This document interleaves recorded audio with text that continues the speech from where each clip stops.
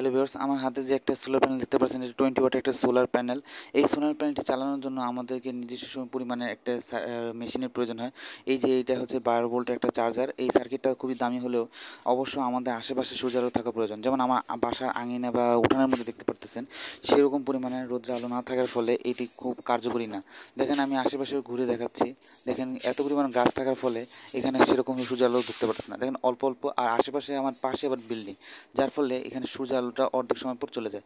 আশেপাশে বিল্ডিংয়ের দিকে যদি তাকিয়ে থাকে দেখতে পারবেন যে আশেপাশে বিল্ডিংগুলো সবাই ভাড়াটিয়া, তারা কিন্তু ছাদে বা কিছু রাখতে গেলে অসুবিধা হয়। এবং এই যে আশেপাশে বিল্ডিংটা দেখেন, এদিকে সেরকম নাই, আবার এদিকেটাতে আবার সেরকমভাবে রাখতেও পারে না। দেখতেই পারতেছেন এখন এখানে কত সমস্যার সম্মুখীন হতে হয়। তাই সমস্যা সমাধানের জন্য আমি এই ধরনের একটা সার্কিট বানিয়েছিলাম। আগের ভিডিওতে সেরকম ইমপ্রেশন পাইনি। এই ছোট্ট একটি সোলার প্যানেল দিয়ে আপনারা চাইলে একটা ছোট্ট একটি 2000 মিলিঅ্যাম্পিয়ারের একটা ব্যাটারি চার্জ করতে পারবেন, আর একটা ছোট্ট একটা লাইট লাগিয়ে লোডশেডিংয়ের সময় সমস্যার সমাধান করতে পারবেন। কারণ নাওয়াডেজ এখন অনেক লোডশেডিং হয়ে থাকে, যার ফলে আমাদের কিন্তু অনেক রকম সমস্যার সম্মুখীন হয়। এমন এর ফলে আমরা টর্চ লাইট যদি বা চার্জ লাইট কিনতে চাই, সেগুলো 400-500 বা 600 টাকার উপরে দাম পড়ে যায়।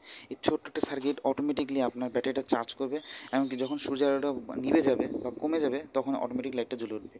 এটির সাধারণত আপনারা চাইলে জানলা বা যেখানে ছোট্ট একটু পরিমাণ রৌদ্র পাবেন সেখানে যদি রাখতে পারেন, তাহলে এটা ফুল চার্জ করে আপনাকে একটা সুবিধা দেবে।